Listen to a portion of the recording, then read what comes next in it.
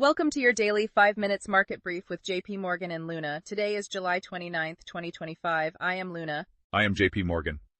We've seen these record highs, but also this quiet tension building under the surface. Our mission here is to explore what you really need to know. Exactly. And for you, we're basically pulling out the most important bits from the last 24 hours. Market moves, macro shifts. The idea is so you understand not just what happened, but crucially why it matters for, your financial landscape and what's maybe coming next. Okay, so let's start with the U.S. markets, the last 24 hours. What jumped out in your sources? I saw the Nasdaq composite hit a fresh all-time high. That's right. Climbed about 0.33%, so around 21,178.58. But interestingly, the S&P 500 was pretty much flat. Still at a record, 6,389.77, but flat. And the Dow? The Dow actually dipped slightly, down 0.14% to 44,837.56. So not exactly a broad rally then. Feels like something else is going on underneath. Yeah, that's a great point. It's definitely not uniform. What's really interesting, if you dig in, is that energy and defense stocks, they were the real outperformers. Okay, why them specifically? Well, it looks like it came right after this new U.S.-EU trade deal got announced. That deal had a 15% tariff on most European imports. But it was balanced by Europe committing to buy more American energy and military gear, so those sectors got a boost. Right, but the wider market didn't really react strongly. Pretty muted, yeah. Almost like that phrase, bought the rumor, sold the news. Like maybe investors had already priced in the deal happening. It really points to a kind of cautious tone overall, especially the Fed meeting starting. That makes sense. So looking beyond stocks, what else should we be watching? What about gold, crypto, oil, bonds? Anything stand out in your sources there? Sure. Gold prices stayed pretty firm, holding around $3,320 an ounce. That still signals that safe haven demand is there, people looking for stability. And Bitcoin? Bitcoin pulled back a bit, down about 0.6% to roughly $118,800. Again, reflects that same caution ahead of the big macro stuff. Okay. Oil? US WTI crude. It eased slightly, too, down to $66.41 a barrel.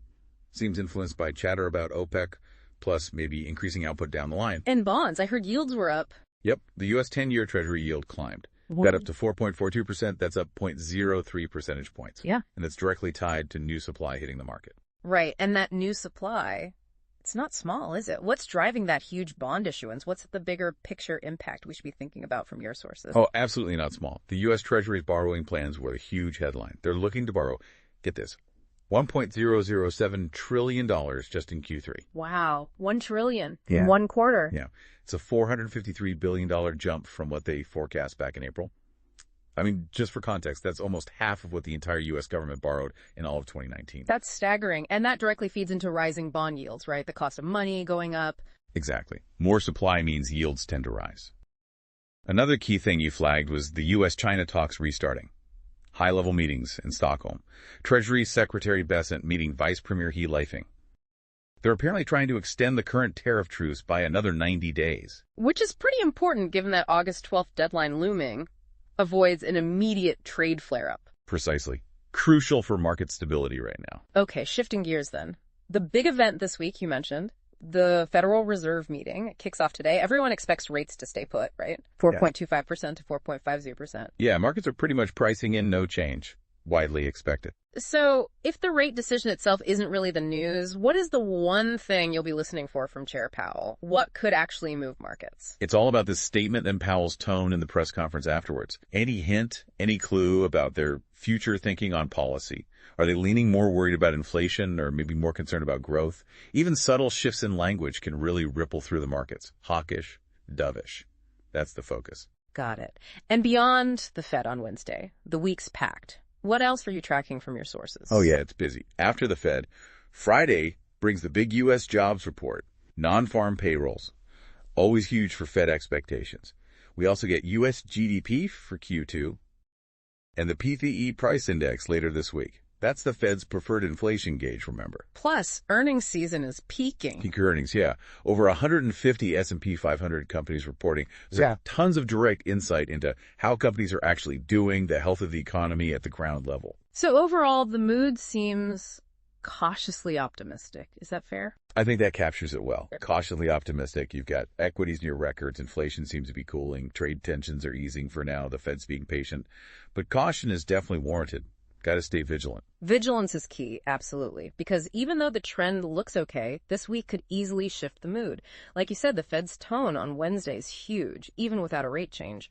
Then there's the risk of surprises in the economic data payrolls or GDP could throw a wrench in things. Exactly. And that could change rate expectations and hit different sectors differently. Plus, we still have that U.S.-China tariff deadline hanging out there, August 12th. And this surge in Treasury borrowing that could keep pushing up the cost of money, right? Potentially pressuring those high-growth stocks. That's definitely a risk to watch, the bond market dynamics and what it means for liquidity and borrowing costs. So given all this, our advice really is just stay balanced. Make sure your portfolio risk lines up with, your own comfort level. And try to keep that long-term perspective, even if we see some short-term bumps this week. Right. Good advice. So, boiling it down for you, the listener, as interest rates look set to keep climbing, maybe gradually, what does this rising cost of money really mean? What implications could that have for the broader economy and maybe for your investments in months ahead? Something to think about. Enjoy the brief? Please like and subscribe. From equities and bonds to global risk sentiment, we deliver day's key market moves, macro trends, and institutional flows in just 5 minutes. Live stream coming soon. Stay tuned.